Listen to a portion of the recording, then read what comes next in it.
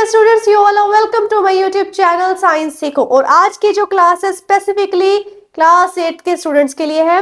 जो class 8 students है उनका जो एनसीईआरटी क्यूरियोसिटी का चैप्टर 8 है, nature of matter, elements, compounds and mixtures, उसको हम आज जो है कंटिन्यू करने जा रहे हैं। पिछली क्लास में हमने मिक्सचर्स के बारे में पढ़ा था, यूनिफॉर्म मिक्सचर होता है, नॉन यूनिफॉर्म मिक्सचर होता है, एक्टिविटी 8.1 की थी जिसमें कैल्शियम ऑक्साइड को वाटर के अंदर डाला, क्या चेंज आया उसको ऑब्जर्व किया, हमारे पास कैल्शियम हाइड्रोक्साइड आ गया। और जो कैल्शियम हाइड्रोक्साइड है अगर उसको हमने एक पेट्री डिश में डाल के रख दिया तो हमारे पास कैल्शियम कार्बोनेट बन गया।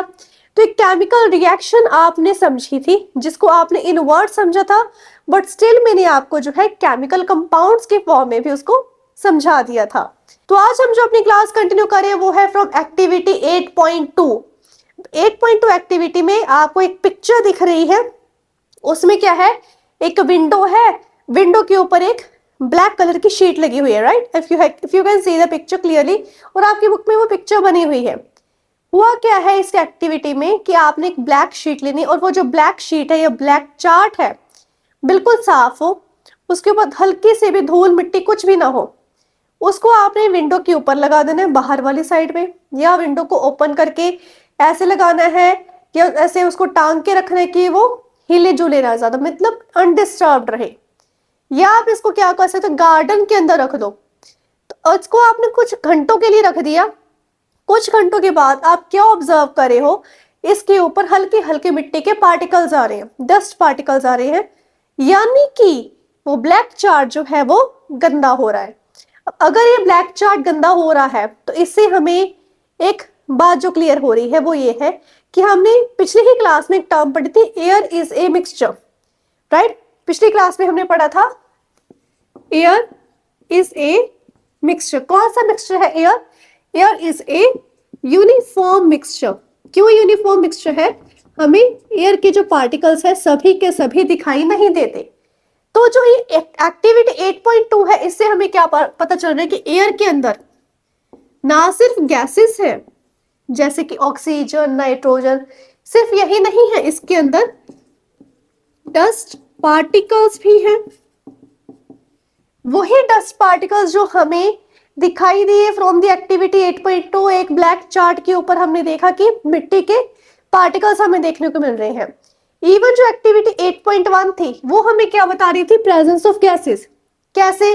आपके पास कैल्शियम हाइड्रोक्साइड था, उसको आपने इन एयर ही रखा था, इन एयर रखा था, जिस कारण जो है वो कैल्शियम कार्बोनेट बना था।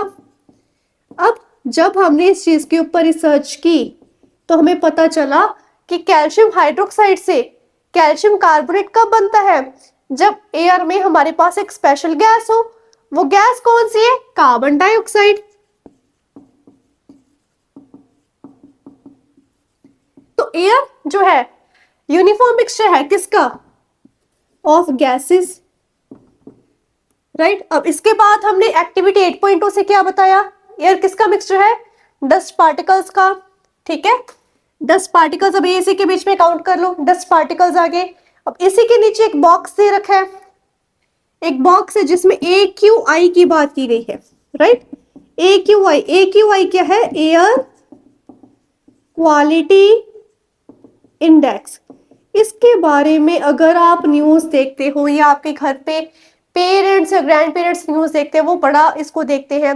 आप फोन यूज करते हो, फोन के ऊपर जब वेदर आता है, वेदर के ऊपर AQI वर्ड लिखा होता है, मतलब एयर क्वालिटी इंडेक्स, यानी कि आसपास की हवा ब्रीदेबल है कि नहीं, कितनी साफ है।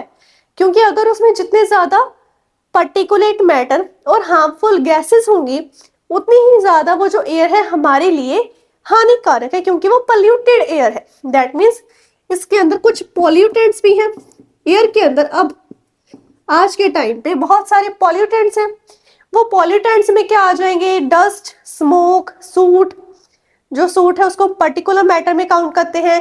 इसके अलावा कुछ हार्मफुल गैसेस हो जाएंगे जैसे कि कार्बन मोनोऑक्साइड होगी, कार्बन डाइऑक्साइड तो है ही, कार्बन मोनोऑक्साइड जो है कार्बन डाइऑक्साइड से काफी ज्यादा खतरनाक गैस होती है, क्योंकि हम उसको अगर ब्रीथ कर ले ज्यादा अमाउंट में तो एक पर्सन की जो है उससे डेथ भी हो सकती है। तो इसके अलावा नाइट्रोजन डाइऑक्साइड है, सल्फर डाइऑक्साइड है। ऐसी हार्मफुल गैसेस जब एयर में होंगी तो वो पोल्यूशन क्रिएट करेंगी। इसलिए उन मिक्सचर को जिसमें हमारे पास particulate matter as well as some harmful gases भी आ रही हैं, सम हार्मफुल गैसेस भी आ रही हैं, जैसे कि कार्बन मोनोक्साइड,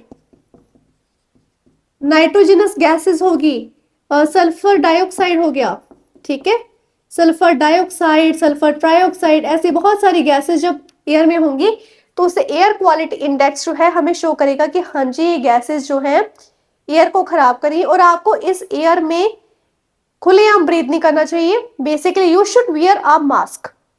ओके, तो ये हमारी पास जो है एक्टिविटी 8.2 हमें बता रही है और जो बॉक्स है वो भी हमें यही चीज बता रहा है। बट एक चीज आपको स्पेसिफाई करनी है कि जो एयर है सब जगह पे ऐसी नहीं है, मीन सब जगह पे पोल्यूशन नहीं है, सब जगह पे बहुत सारे डस्ट पार्टिकल्स नहीं है। हो सकता है कहीं पे हवा बहुत क्लीन हो, जैसे कि हो सकता है किसी जगह पे एयर में बहुत ज्यादा वाटर वेपर्स हो। एग्जाम्पल के तौर पे आप ले सकते हो कोस्टल रीजन में एयर में बहुत ज्यादा हाई अमाउंट में ह्यूमिडिटी पाई जाती है। क्यों? आसपास समुद्र है, वाटर वेपर्स एयर में मिक्स हो रहे हैं इवेपोरेशन के कारण, विंड के कारण, तो वहां की जो एयर है हमारे पास थोड़ी डिफरेंट होगी।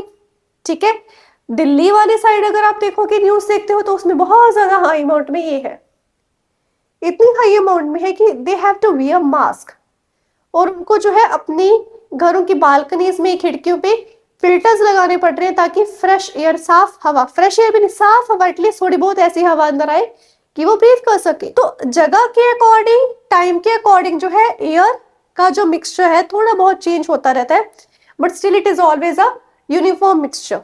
अब अकॉर्डिंग टू एनसीईआरटी हमारा नेक्स्ट टॉपिक है टाइप्स ऑफ मिक्सचर्स। अब हमें पता है मिक्सचर्स दो तरह के होते हैं, uniform mixture and non uniform mixture. Uniform mixture वो होता है जिसके अंदर जो उसके कंपोनेंट्स है इवनली स्प्रेड होते हैं। नॉन यूनिफॉर्म मिक्सचर वो होता है जिसमें उसके जो कंपोनेंट्स है, इंडिविजुअल सब्सटेंसेस जिससे वो मिक्सचर बना है, वो इवनली स्प्रेड नहीं होते हैं। इसके अलावा यूनिफॉर्म मिक्सचर में हमारे पास जो उसके कॉन्स्टिट्यूएंट्स हैं या उसके कंपोनेंट्स हैं हमें नेकेड आई से नहीं दिखाई देते, बट नॉन यूनिफॉर्म में उसके कंपोनेंट्स हमें नेकेड आई से दिखाई देते हैं। If salt is dissolve to water, वो यूनिफॉर्म मिक्सचर है। Sugar is dissolve to water, वो यूनिफॉर्म मिक्सचर है। नॉन यूनिफॉर्म मिक्सचर में हमारे पास आ जाएगा मड को आपने वाटर के अंदर डिसॉल्व किया, या सॉडस्ट को आपने वाटर के अंदर डिसॉल्व कर दिया। इसके अलावा जिसमें आपको जो उसके कंपोनेंट्स दिखाई दे रहे हैं वो हमारे पास आ जाएगा नॉन यूनिफॉर्म मिक्सचर। अब हमारे पास आ रहा है table 8.1 different types of mixtures. Different types of mixtures में हमारे पास जो है मिक्सचर टाइप, उसकी एग्जांपल दे रखी है। हमें ये बताना है कि ये मिक्सचर जो है यूनिफॉर्म मिक्सचर है या नॉन यूनिफॉर्म मिक्सचर। अब देखिए गैस एंड गैस हमें दे रखा है एग्जाम्पल में एयर, यानी कि एयर के अंदर एयर मिक्स पड़ी हुई है, वो एग्जाम्पल होगी एयर। अब ये मेरे पास जो है यूनिफॉर्म मिक्सचर होता है, हमने अभी पढ़ा है कि air is a uniform mixture. Second हमारे पास आ रहा है जब गैस के अंदर लिक्विड डिसॉल्व है, मीन्स गैस और लिक्विड आपस में डिसॉल्व हो चुके हैं। तो इसमें इन्होंने दो एग्जाम्पल्स दे रखे, ध्यान से देखिए। Aerated water means soda water, right. Soda water में आपको हल्के हल्के गैस के मॉलिक्यूल्स दिखाई देने शुरू करते हैं, बबल्स दिखाई देने शुरू करते हैं, बट क्या उस गैस का कोई स्पेसिफिक कलर दिखाई देता है? No, and after some time वो बबल्स भी डिसअपियर हो जाते हैं। तो ये हमारे पास जो मिक्सचर होगा यूनिफॉर्म मिक्सचर में ही काउंट होगा, क्योंकि जब हम उस सोडा वाटर की बोतल को ओपन कर रहे हैं या उसको ग्लास के अंदर पोर कर रहे हैं, उस वक्त एकदम से प्रेशर का चेंज आ जाता है, एटमॉस्फेरिक प्रेशर का एंड इनसाइड द बॉटल का, जिस कारण हमें एयर बबल्स दिखाई देते हैं, बट एयर या गैस तो नहीं दिखाई दे रही, उसके बबल्स दिखाई दे रहे हैं, राइट। तो इसलिए एयरेटेड वाटर जो है हमारे पास एक यूनिफॉर्म मिक्सचर की ही एग्जाम्पल होगी। इसके अलावा अगर ऑक्सीजन को डिसॉल्व कर दिया पानी में, क्या आपको पानी के अंदर डिसॉल्व ऑक्सीजन कभी दिखाई दी है? सभी जानवर यानी कि एक्वेटिक जो लाइफ है उस डिसॉल्व ऑक्सीजन के ऊपर ही डिपेंड करती है, लेकिन हमें कभी भी वो ऑक्सीजन दिखाई नहीं दी। अरे वाटर के अंदर की बात कर रहे हो, हमें तो एयर के अंदर कहाँ ऑक्सीजन पड़ी है वो भी नहीं दिखाई दी, राइट। तो ऑक्सीजन डिसॉल्व इन वाटर जब दिख नहीं रही और हर जगह पे इवनली स्प्रेड है, ये तो नहीं कि रिवर की या किसी पॉन्ड की एक साइड पे ऑक्सीजन है और दूसरी साइड पे ऑक्सीजन नहीं है, ये चीज भी नहीं पॉसिबल। तो इसलिए oxygen dissolve in water is a uniform mixture. Then हमारे पास आता है सॉलिड एंड गैस, यानी कि अगर हम देखें कि कार्बन के पार्टिकल्स हमें एयर में दिख रहे हैं, तो सॉलिड एंड गैस क्या हमारे पास एक यूनिफॉर्म मिक्सचर।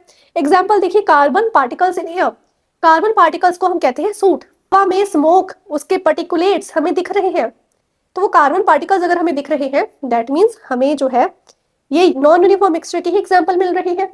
देन आता है लिक्विड एंड लिक्विड, यानी कि एसिटिक एसिड को वाटर के अंदर डिसॉल्व कर दो। कभी आपने विनेगर को वाटर के अंदर डिसॉल्व किया है? क्या आपको दोनों के कलर में या कुछ कंसिस्टेंसी में कुछ डिफरेंस दिखा हो, या उसके कंपोनेंट्स आपको अलग होते दिख रहे हो? नहीं ना। एसिटिक एसिड होता है विनेगर, तो एसिटिक एसिड को अगर आप वाटर के अंदर डिसॉल्व करोगे तो वो आपका यूनिफॉर्म मिक्सचर बनेगा, क्योंकि हमें कंपोनेंट्स जो है दिखाई नहीं दे रहे।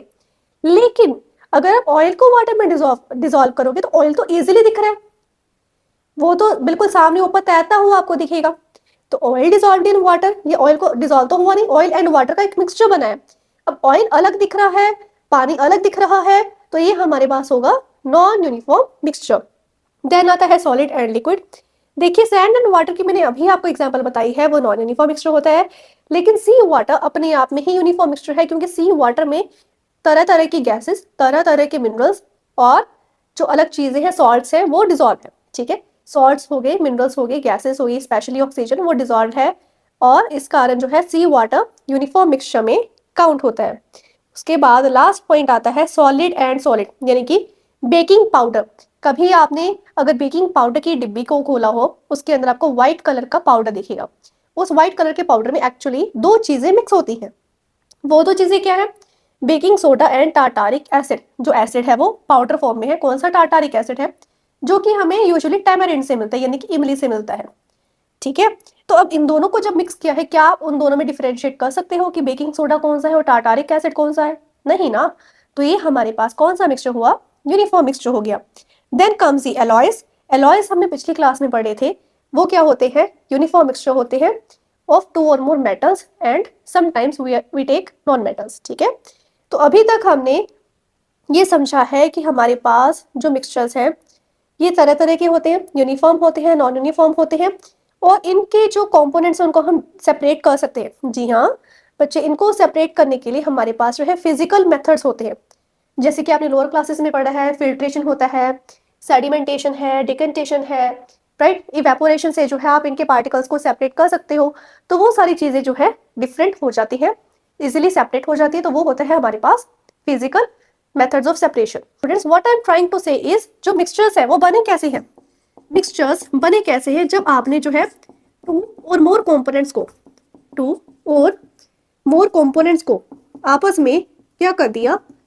मिक्स कर दिया, तो हमारे पास जो है मिक्सचर क्रिएट हो रहा है। दैट मीन्स इनके अंदर कोई केमिकल बॉन्डिंग नहीं है, कोई केमिकल बॉन्डिंग नहीं है। क्यों नहीं है? क्योंकि इनको हमने किसी भी केमिकल मेथड से नहीं बनाया। केमिकल मेथड से बनाने का मतलब होगा हमने इसके अंदर इलेक्ट्रिसिटी पास करवा दी, हमने इसको स्पेशली फर्नेस में रखा, उसको हीट किया, या हमने कोई एसिड इसके अंदर डाल दिया, कोई बेस इसके अंदर डाल दिया, राइट। कोई अलग से इसकी सेपरेशन कर दी, यानी कि ब्यूरेट में डाल के इसकी टाइट्रेशन कर दी। ऐसा कुछ नहीं किया हमने जो है सिंपली इनको फिजिकली मेथड से मिक्स किया है। अगर आपने पानी के अंदर नमक डाला है, तो आपने कौन सा इसको इतने टेम्परेचर पे रखना है, फिर इसके अंदर इतनी अमाउंट में इतना नमक डालना है, ये कुछ नहीं किया ना। सिंपल चम्मच उठाया, नमक लिया, पानी के अंदर डाल दिया, राइट। यही चीज की। दैट मीन्स आपने कोई केमिकल लोचा तो नहीं किया, मीन्स कोई केमिकल मेथड तो नहीं यूज किया। अगर केमिकल मेथड यूज नहीं किया तो क्या कोई केमिकल बॉन्डिंग होगी? नहीं होगी। तो इसकी जो separation of mixture into its individual components है, यानी कि इसको जिन कंपोनेंट से ये बना था उन्हें में वापस बाहर निकाल देना, सेपरेट कर देना। उसके लिए जो हम मेथड्स यूज करेंगे वो फिजिकल मेथड्स होंगे। ठीक है, वो फिजिकल मेथड्स होंगे, क्योंकि इनको मिक्सचर्स को बनाने में भी हमारे फिजिकल मेथड्स लगे हैं। कोई केमिकल बॉन्डिंग नहीं हो पाई इनके अंदर, जिस कारण जो है इनकी सेपरेशन जो फिजिकल मेथड से इजीली हो जाएगी, जैसे कि filtration, sedimentation and decantation, hand picking और इवेपोरेशन। यानी कि ऐसे जो है आप नॉर्मल जो मेथड्स उनसे हम इनको आपस में सेपरेट कर सकते हैं। सो डियर स्टूडेंट्स, अब हमारा टॉपिक है व्हाट आर प्योर सब्सटेंसेस। तो प्योर सब्सटेंसेस के लिए आपकी बुक में एक टर्म यूज की गई है कि जो साइंस है उसके अंदर pure substance is a different thing. But अगर हम लेमन लैंग्वेज कहें, लेमन लैंग्वेज मीन्स आम लोगों की भाषा में, प्योर शब्द का मतलब कुछ और है, साइंस में प्योर शब्द का मतलब कुछ और है। तो ये जो फर्स्ट पैराग्राफ है इसमें यही चीज बताई गई है कि अगर हम कहें कि हमने कोई प्रोडक्ट लिया, मान लीजिए आप सुपरमार्केट गए अपने फ्रेंड्स के साथ कहेंगे और आपने देखा उसके अंदर घी का एक डब्बा है जिसके ऊपर प्योर लिखा हुआ है, प्योर घी या प्योर मिल्क, या फिर आप कहें pure butter, Amul pure butter, कुछ भी ब्रांड है वो प्योर वर्ड यूज कर रहा है। क्या इसका मतलब ये है कि वो चीज प्योर है? अब प्योर से मतलब क्या है लेमैन लैंग्वेज में? इन लेमैन लैंग्वेज मीन्स आम लोगों के लिए या आम लोगों की भाषा में प्योर शब्द का मतलब क्या है? उसका मतलब है अनएडल्ट्रेटेड। अनएडल्ट्रेटेड, अनएडल्ट्रेटेड मीन्स इसके अंदर कोई भी मिलावट नहीं की गई है। अडल्ट्रेटेड क्या होता है? अब यहाँ पे वर्ड आ गया अनएडल्ट्रेटेड, तो बेसिकली एडल्ट्रेटेड क्या होता है? एडल्ट्रेटेड का मतलब है कि आपने किसी प्रोडक्ट के अंदर कुछ ऐसा मिक्स किया कि जिससे जो है उसको बनाना थोड़ा सस्ता पड़ गया, हम उसको ज्यादा क्वांटिटी में बना पाए और उसका हमें प्रॉफिट भी हो गया। एग्जाम्पल, अगर दूध के अंदर मिलावट की जाए, हम कई बार न्यूज सुनते हैं कि कई जगह पे जो है कुछ लोगों ने क्या किया, दूध के अंदर मिलावट कर दी, कोई केमिकल बना के या केमिकल की हेल्प से दूध बना दिया, या दूध के जैसा कोई प्रोडक्ट बना दिया बट वो एग्जैक्टली वो मिल्क नहीं है, राइट? तो उन्होंने उसको क्या कर दिया, एडल्ट्रेट कर दिया। दूध को जो है बनाने के लिए, घी को बनाने के लिए हमने जो है कुछ ना कुछ जो है ऐसा डाल दिया जिसकी जो है उसकी मैन्युफैक्चरिंग कॉस्ट जो है कम होगी, वो सस्ता पड़ रहा है, इनएक्सपेंसिव पड़ रहा है बनाना, खरीदना नहीं, बनाना, बनाने वाले के लिए वो चीज सस्ती है और वो लार्ज अमाउंट में बना रहा है और लार्ज अमाउंट में बना के वो जो प्योर है उसी के प्राइस में उसको बेच रहा है और उससे उसको प्रॉफिट भी हो रहा है। लेकिन ये जो हमारे पास एडल्ट्रेटेड घी, एडल्ट्रेटेड मिल्क या कोई भी ऐसी चीज, खाने की चीज स्पेशली, अगर अडल्ट्रेटेड हो यानी कि वो प्योर नहीं है, उसके अंदर कुछ ना कुछ मिलावट है, उससे जो है लोगों की जान तक जा सकती है, या उनका कोई ऑर्गन फेलियर हो सकता है, या उनको कोई बहुत सीरियस प्रॉब्लम आ सकती है, बीमारी हो सकती है। इम्प्योर चीजें जो है, एडल्ट्रेटेड जो चीजें हैं हम ज्यादा अमाउंट में खा रहे हैं तो ऑब्वियसली सेहत के ऊपर नुकसान पड़ता है। तो लेमैन लैंग्वेज के लिए प्योर का मतलब है अनएडल्ट्रेटेड, मीन्स उसके अंदर कोई भी मिलावट ना हो। साइंस के लिए, साइंस के लिए प्योर शब्द का मतलब क्या है? अगर साइंस या साइंटिस्ट ये कह रहा है कि ये चीज प्योर है, that means it is made of only one substance. इसका मतलब क्या है? मेड ऑफ ओनली वन और वन टाइप ऑफ सब्सटेंस। वो हमारे पास जो है क्या होता है? प्योर सब्सटेंस होता है, जिसमें सिर्फ एक या एक टाइप के, एक किस्म की चीज की यूज की गई है, वो हमारे पास जो होता है प्योर सब्सटेंस काउंट किया जाता है। तो मैं अगर आपको सीधे बताऊं तो प्योर सब्सटेंसेस हमारे पास दो तरह के होते हैं। मैं आपको पहले ही मतलब जो है ना, हमने क्लाइमैक्स पहले ही बता दिया, सारी मूवी स्पॉइल कर दी, वो पहले ही बता रही हूँ कि वो एलिमेंट्स और कंपाउंड्स होते हैं। क्यों होते हैं मैं बताऊंगी, मिक्सचर्स क्यों नहीं होते वो भी बताऊंगी, ठीक है? तो बेसिकली अभी तक हमने क्या किया कि बेकिंग सोडा होता है, मिल्क होता है, बटर होता है, ठीक है? ये सारी चीजें जो है हमारे पास, ये मिक्सचर है कि कंपाउंड है? ऑब्वियसली मिक्सचर है। मिल्क को हम मिक्सचर कहते हैं। आप कहोगे कि नहीं मैम मिल्क तो प्योर होता है, हम तो मार्केट से प्योर लेते हैं, तो वो तो जो एक एक टाइप के एलिमेंट से बना होना चाहिए और वो प्योर सब्सटेंस होना चाहिए, एलिमेंट होना चाहिए, लेकिन नहीं, मिल्क जो है हमारे पास मिक्सचर होता है। क्यों होता है मिल्क एक मिक्सचर? क्योंकि ये जो मिल्क है किस किस से बना है? बहुत सारे विटामिन्स हैं इसके अंदर, बहुत सारे मिनरल्स हैं, न्यूट्रिएंट्स आ गए, वाटर हो गया, फैट्स हो गए, और भी बहुत सारी चीजें हैं जो, तो फिर अब अगर इतनी सारी चीजें आ रही हैं इसके अंदर, तो आप खुद सोचो क्या ये एलिमेंट होगा या हम इसको प्योर में काउंट करेंगे? मिक्सचर को हम इम्प्योर सब्सटेंस इसीलिए कहते हैं क्योंकि इसके अंदर बहुत सारी चीजें मिक्स हो जाती हैं। लेकिन प्योर सब्सटेंसेस में हम मिल्क को काउंट नहीं करते, साइंस में हम मिल्क को काउंट नहीं करते प्योर में, क्योंकि इसके अंदर बहुत सारी चीजों का मिक्सचर होता है। सिमिलरली घी है, घी के अंदर या आप कह लो क्लैरिफाइड बटर है, उसके अंदर भी बहुत सारी चीजें मिक्स हो रही हैं, जिस कारण जो है वो एलिमेंट या कंपाउंड में काउंट नहीं होगा, वो मिक्सचर में ही काउंट होगा। अगर हम समझे कि प्योर सब्सटेंसेस में हमारे पास और क्या कुछ आ रहा है, तो हमने एक चीज देखी है कि हमारे पास मिल्क के अलावा एक और चीज होती है, वो होता है वाटर। मिल्क को हमने कह दिया मिक्सचर है, लेकिन हम पानी को मिक्सचर नहीं कहते, दोनों तो लिक्विड है।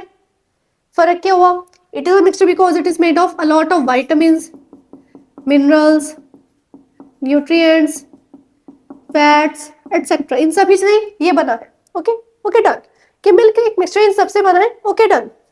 पानी क्यों नहीं है? Why water is not a mixture? अब इस चीज को हम समझते हैं। देखो, अगर आप पानी को हीट करोगे तो वो बॉयल होगा, बॉयल होगा तो वो स्टीम बनेगा, स्टीम बनेगा तो वाटर वेपर्स में कन्वर्ट होगा। आप पानी को हीट करते रहे, एक पॉइंट आया बॉइलिंग पॉइंट, बॉइलिंग पॉइंट पे आके वो बॉयल हो गया। 7 चैप्टर में पढ़ा है, स्टीम बनेगा, स्टीम बनेगा तो वाटर वेपर बन के ऊपर उड़ गया।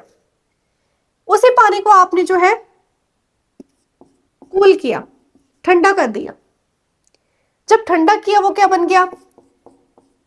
आइस, बर्फ बन गया। अब इसी आइस को अगर आप हीट करोगे तो क्या बनेगा? वाटर। इसी आइस को अगर आपने हीट किया तो क्या बन गया? वाटर। और इन्हीं वाटर वेपर्स को अगर आपने कूल कर दिया, इन्हीं वाटर वेपर्स को अगर आपने कूल कर दिया, ठंडा कर दिया, तो वो भी वाटर बन गया। जैसे कि जब आपने खाना बनाया, आपने नोटिस किया होगा, मम्मा ने खाना बनाया, उसको एक कढ़ाई में रखा था, उसको एक उसके ऊपर जो लिड थे उससे ढक दिया, ये कुकर का ढक्कन था उससे ढक दिया, ठीक है। खाना 1-2 घंटे बाद ठंडा हो गया। आपको तब भूख नहीं थी, जब मम्मी ने कहा, मम्मी कहते कि अब खुद से गर्म करके खा ले, 1-2 घंटे हो गए, मैंने तब बोला था खा ले, गरम गरम है, आप खुद से गर्म करके खा ले। आप किचन में गए, आपने लिड उठाई कढ़ाई की, ये कुकर का ढक्कन उठाया तो देखा उस ढक्कन के ऊपर सारा पानी पानी है, गीला हुआ पड़ा, और वो पानी जो है नीचे भी आ रहा है, नीचे सब्जी के अंदर भी जा रहा है या दाल के अंदर जा रहा है। तो ये क्यों हुआ? जब खाना बना, उस खाना बनाते हम पानी डालते हैं, है ना, सब्जी के अंदर पानी डालता है, दाल के अंदर पानी डालता है, पानी डाला, वो हीट होती गई, बॉईल वगैरह हुआ। दाल तो होती ही पानी बॉईल होने से बनती है ना, बॉईल वगैरह हुआ, काफी टाइम तक वो प्रोसेस चला और वो हीट हुआ और वो वाटर जो वाटर वेपर में कन्वर्ट हुआ। लेकिन जब उसको हमने ढक के रख दिया 3-4 घंटे के लिए, 2 घंटे के लिए, तो क्या होगा? वो ठंडा होगा विद टाइम। हमने उसको हीट नहीं दी, हीट देनी बंद कर दी, ठंडा हुआ। जैसे ठंडा हुआ वो वापस से वाटर बन गया। और ये तो आपके डेली लाइफ में हो रहा है। दैट मीन्स वाटर वेपर को कूल करोगे तो वाटर बनेगा, आइस को हीट करोगे तो वाटर बनेगा, वाटर को हीट करोगे तो वाटर वेपर बनेगा, वाटर को कूल करोगे तो आइस बनेगा। दैट मीन्स इसमें अब कोई ऐसा चेंज नहीं आ रहा, जो चीज जिससे बनी वैसे रहेगी। क्या आइस के अंदर पानी नहीं होगा? होगा। वाटर के अंदर, वाटर वेपर के अंदर वाटर नहीं होगा? ऑब्वियसली होगा, तभी वापस वाटर बनना है। लेकिन जब आप मिल्क को बॉईल करोगे या उसको बहुत ज्यादा टाइम तक बॉईल करते रहोगे या बाहर रख दोगे, गर्मियों में अगर आप मिल्क को बाहर रख दो तो वो सॉवरिंग हो जाती है उसकी, है ना, कर्डल हो जाता है, खराब हो जाता है, फट जाता है दूध। उससे आप पनीर बना रहे हो, लस्सी अलग बन रही है, मिल्क से आप जो है कर्ड भी बना रहे हो, आप योगर्ट भी बना रहे हो। क्या वाटर से योगर्ट बनता है? कभी पानी का दही सुने? कभी पानी का मक्खन सुने? कभी पानी का पनीर सुने? नहीं ना। अगर मिल्क एक मिक्सचर है तभी उससे मल्टीपल प्रोडक्ट्स बन रहे हैं। वाटर एक मिक्सचर नहीं है, वाटर असल में एक कंपाउंड है, तभी इसको हीट करके कूल करके हम जो है कुछ नहीं निकाल पा रहे, हमें पानी की ही चीजें मिल रही है, मीन्स पानी ही मिल रहा है। आइस मेल्ट होनी शुरू होगी तो वो पानी ही आएगा, वाटर वेपर ठंडा होना शुरू हुआ तो वो पानी ही बनेगा, कंडेंस हो जाएगा। समझ में ये बात? तो ये आपको एक एक्टिविटी से भी मैं समझाऊंगी, जो हमारी नेक्स्ट एक्टिविटी है वाटर के ऊपर ही है।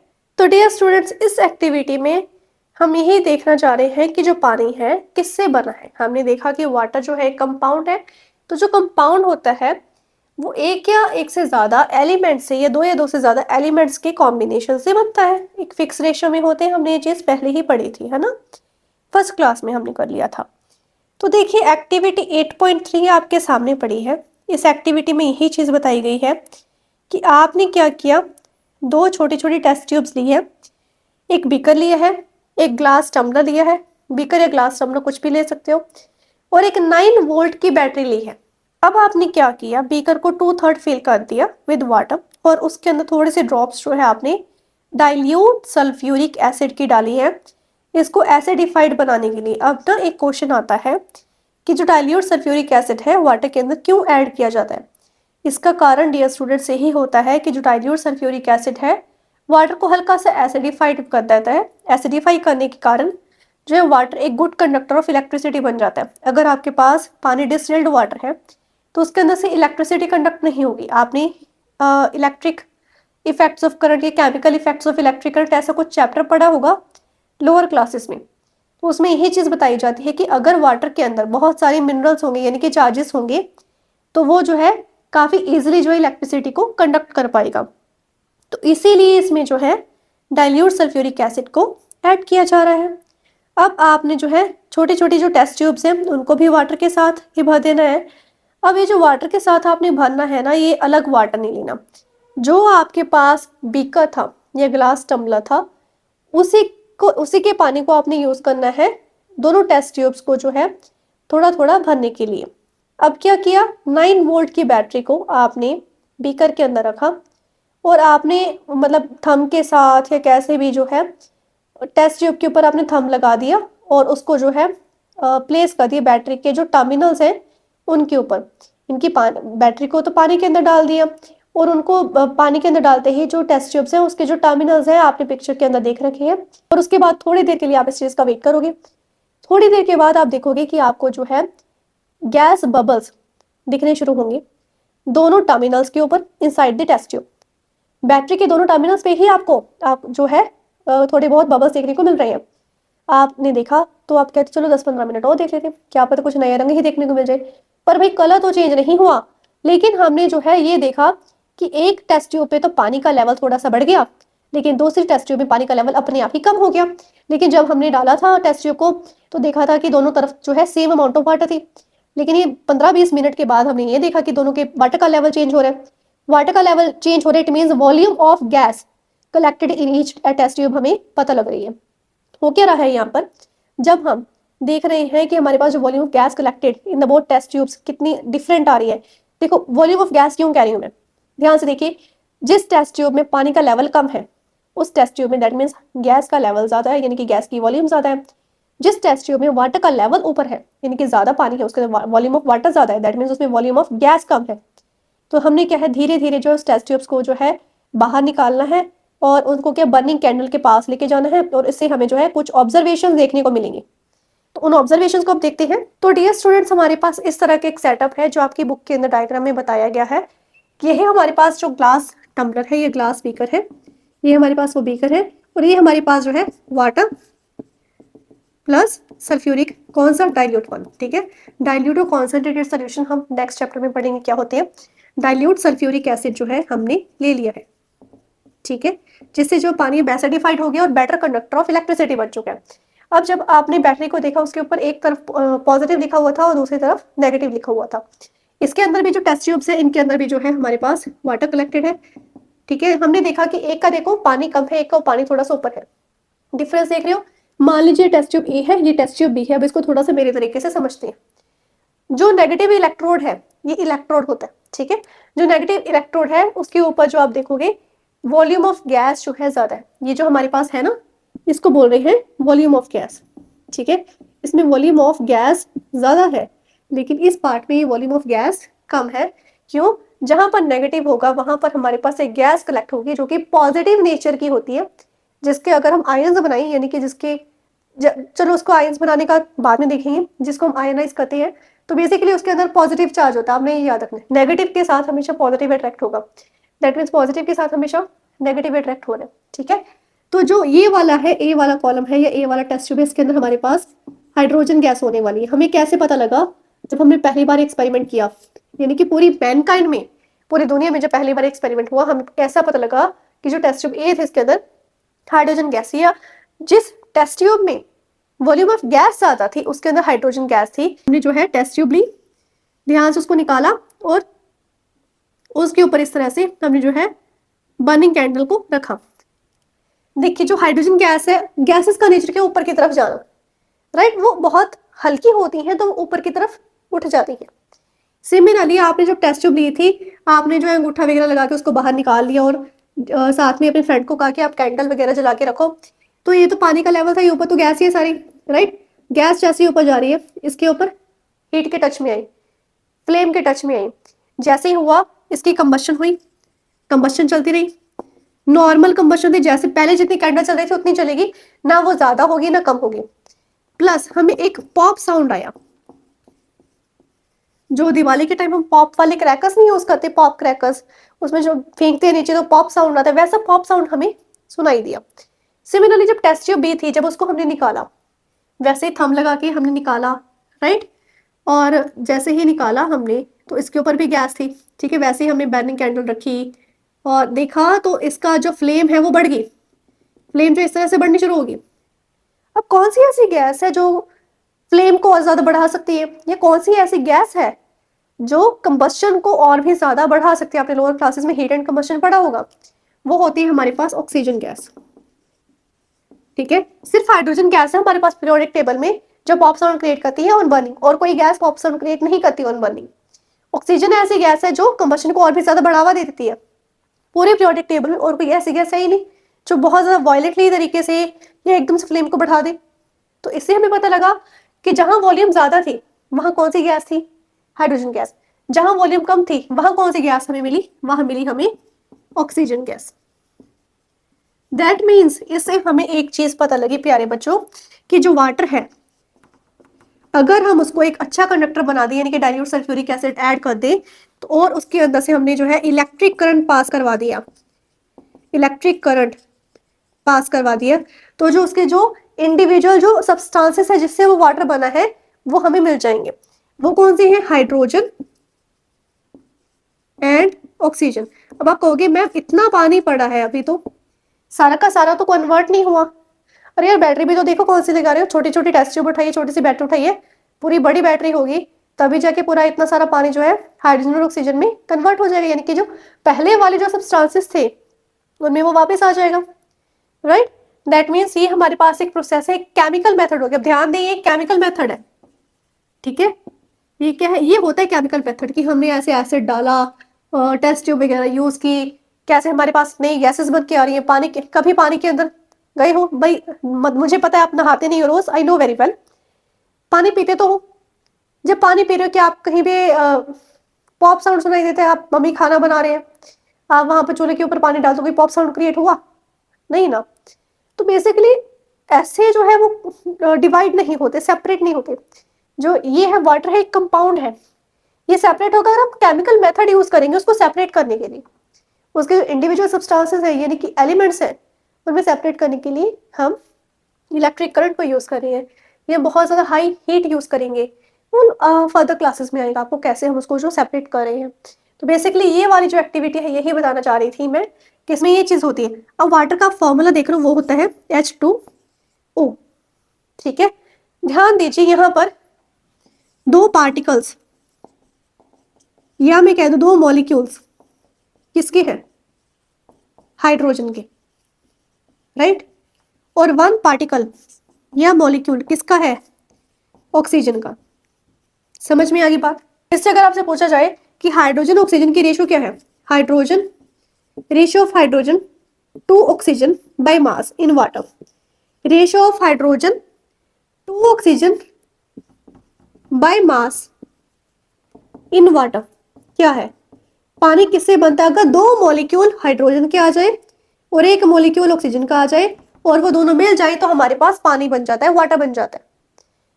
ये वाला एक्सपेरिमेंट करने से एक तो ये पता लगा कि हाइड्रोजन ऑक्सीजन से बना है, दूसरी बात क्या पता लगी कि ऑक्सीजन जो है हमेशा कम होगी हाइड्रोजन से, मींस हाइड्रोजन डबल होती है ऑक्सीजन से।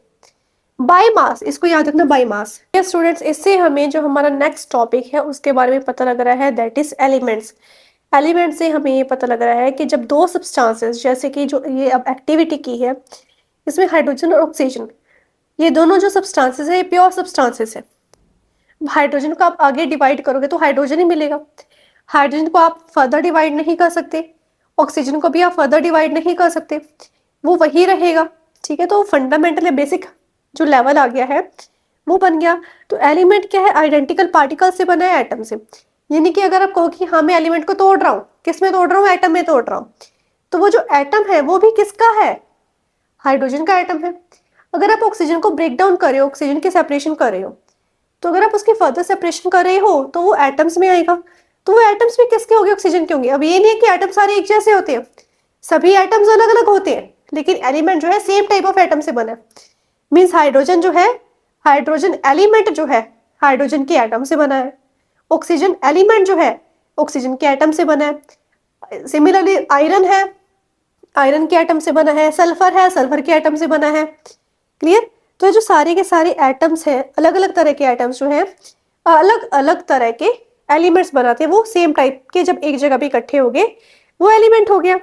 तो जो पार्टिकल्स हैं हमेशा डिफरेंट होते हैं from the particles of another element. कहने का मतलब ये है कि जो हाइड्रोजन के एटम है वो डिफरेंट होंगे ऑक्सीजन के एटम से, और ऑक्सीजन के एटम डिफरेंट होंगे नाइट्रोजन के एटम से, नाइट्रोजन के एटम डिफरेंट होंगे आयरन के एटम से, और आयरन के एटम डिफरेंट होंगे कॉपर के एटम से।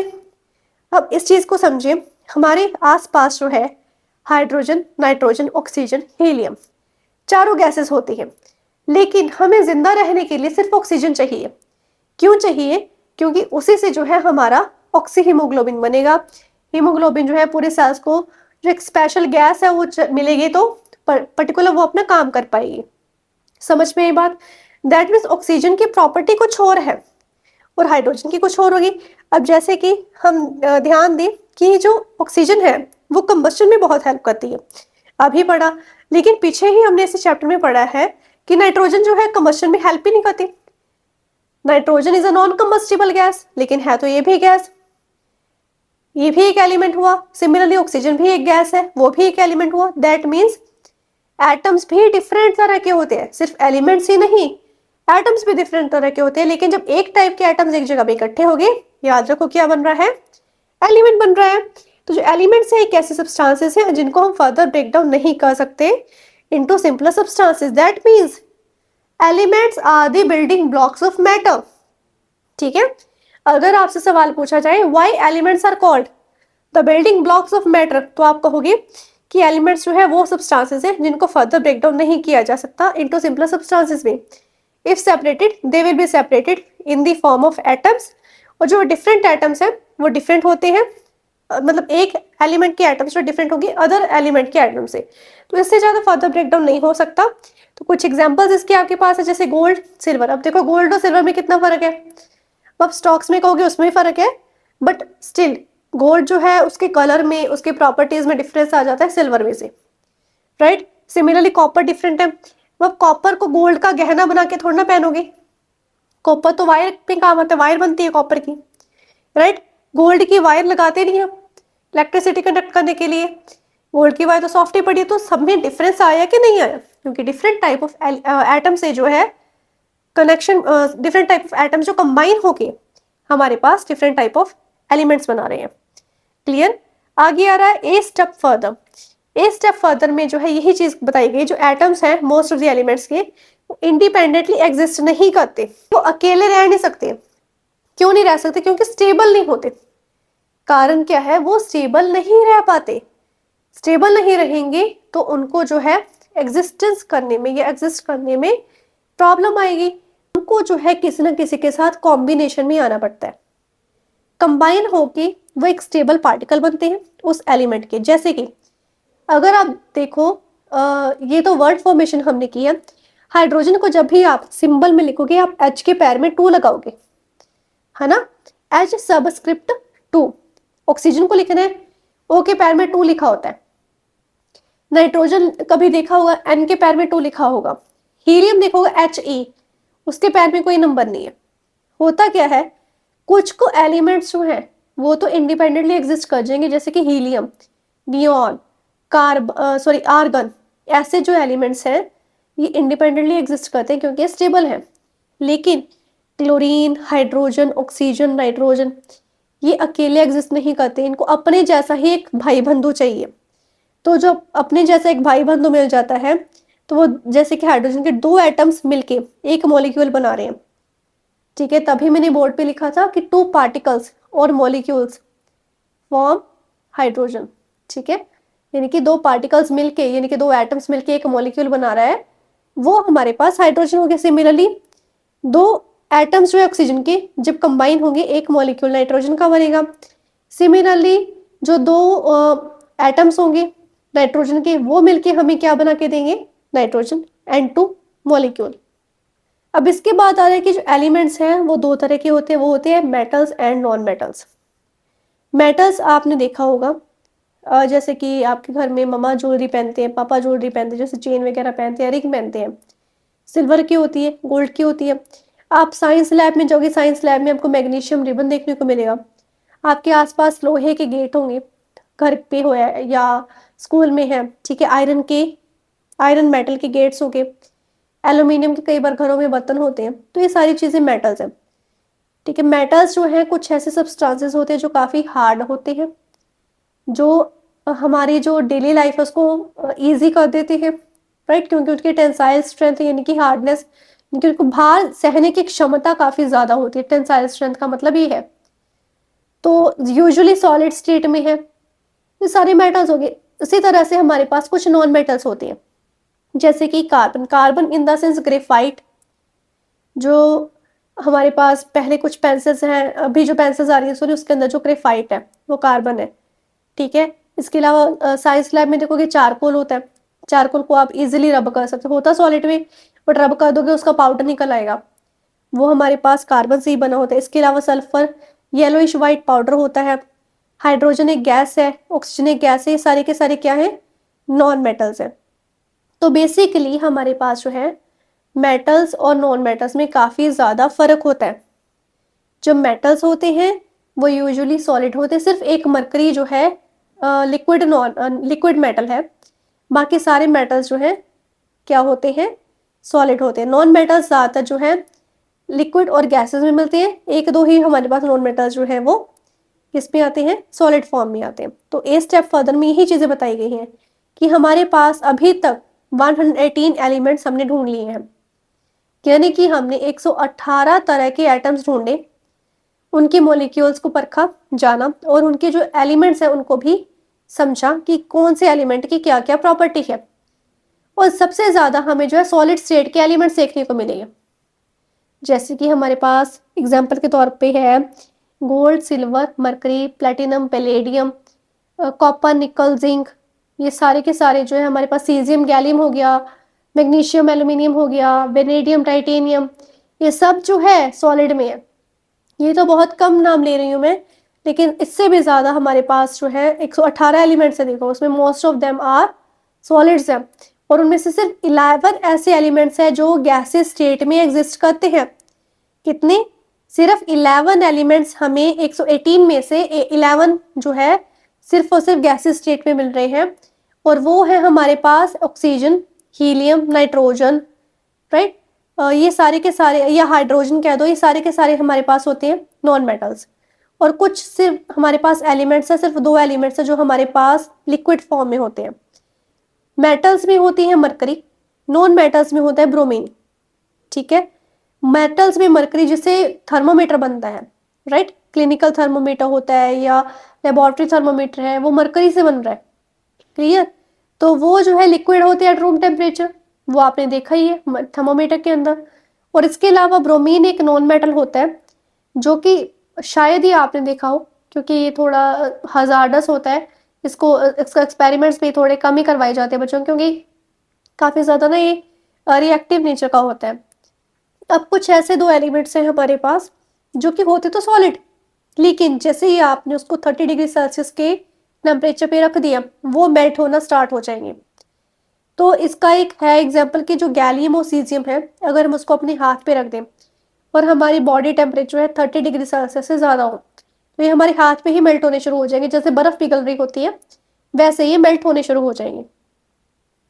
अब इसके आगे आज का लास्ट हमारे पास आ रहा है कि हमारे पास ए स्टेप फर्दर, ये लास्ट है आज, कल को कंपाउंड्स करेंगे कि मोर देन 45 डिफरेंट एलिमेंट्स, जैसे कि aluminium, copper, silicon, cobalt, lithium, gold, silver, ये जो इतने 45 डिफरेंट एलिमेंट्स है, इससे भी ज्यादा जो एलिमेंट्स हैं हमारे पास, पता है क्या बनाने में काम आ रहे हैं, हमारा मोबाइल फोन जिससे आप ये वीडियो देख रहे हो, या लैपटॉप जिससे आप ये वीडियो देख रहे हो, या फिर बैटरी है उसको यूज़ किया जा रहा है बनाने के लिए, आपके जो फ़ोन की स्क्रीन है उसको बनाने के लिए मोर देन 45 डिफरेंट एलिमेंट्स लग रहे हैं इस चीज़ को बनाने के लिए।